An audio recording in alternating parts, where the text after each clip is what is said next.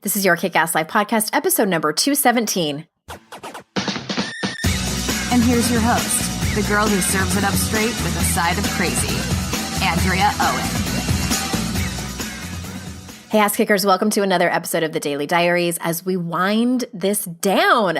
This is the very last week, and I have loved bringing these to you. And as always, I am so grateful that you are here and that you choose to spend your time with me. This month, it's been every day. Thank you so much. Before I forget to tell you, next Wednesday, I'm taking a break, y'all. So there will not be a podcast episode, the normal Wednesday ones on March 7th, but the following Wednesday, we're going to be back to our regular weekly schedule.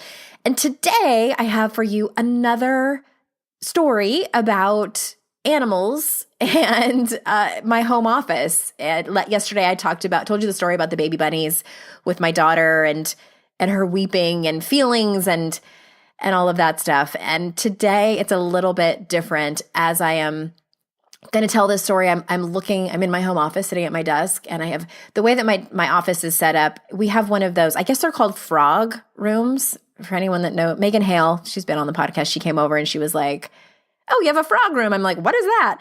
Front room over garage, I guess. So we have this large room that serves as both. It's so large, it serves as both our guest room and our home office, but let's be honest, it's mine. And there's a large window on one end of it that overlooks part of our driveway. And okay, so I'm getting ahead of myself a little bit. But since we bought this house, we live in North Carolina. Since we bought this house, every winter, there's been a minor ladybug infestation in the window. They're trying to get out. They gather on the inside of my window and they crawl around for hours and hours and hours trying to get out.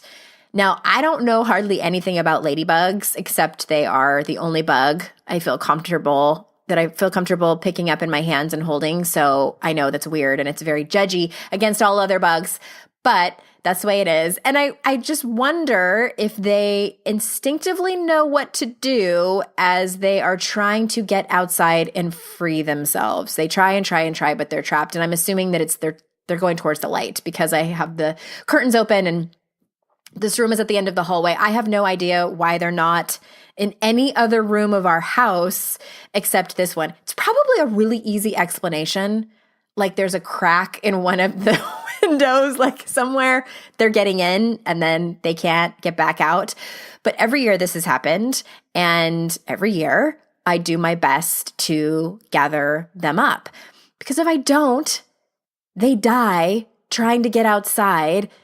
And then there's dead ladybug carcasses under my desk, and that's just not good for morale around here, even though my dog Giselle is my only coworker. But when I was traveling in January for my book tour, and I would be gone for 5 days at a time, I'd come home and there's at least half a dozen ladybug carcasses because I knew my husband would not want that on his to-do list. Make sure you do this, and this with the kids, and then make sure you go to my window and save all the ladybugs that are trying to get out of my house.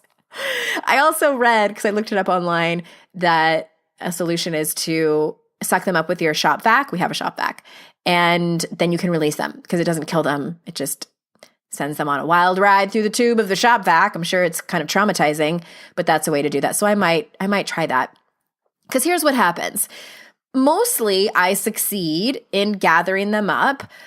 I get my empty coffee mug or sometimes just my bare hands. And I have to sometimes stand up on my desk because they get way up high because they always seem to manage to get to the top. And I gather them up maybe a half a dozen or so at a time. And I take them outside and I shout, "Free, ladybugs, be free." And it's kind of exciting because not a lot of really exciting things happen over here. But the weird thing about this is that some of them, I feel like they don't want to be saved. Or rather, they aren't convinced that my way is the way out. They're not convinced that I am actually there to save them. So if I don't cover them up with, a hand over my mug, one or two of them will jump out and fly back on the window, even though they've been crawling around there for hours and hours, sometimes more than one day. Or sometimes they they fly out of the mug or my hands and they land on me and I can't find them. And it's just, it's interesting to me that they do that. They instinctively go back to the window, even though it's not working. It's not working. The solution that they are trying to create is not working. And I wonder how often we do this, how often we do this in our own lives. So my question for you is, what is it that you instinctively know what to do? What is your gut telling you to do? What is your body telling you, your intuition? Is there something you know you need to do?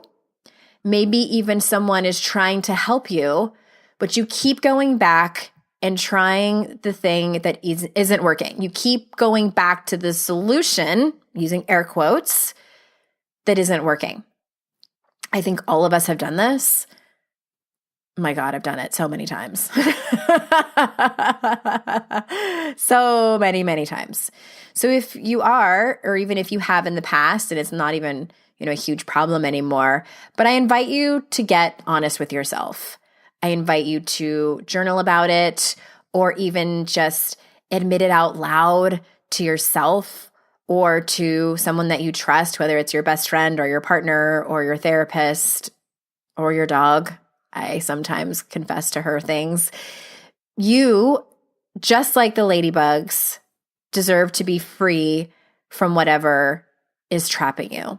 So that's all I got for you today.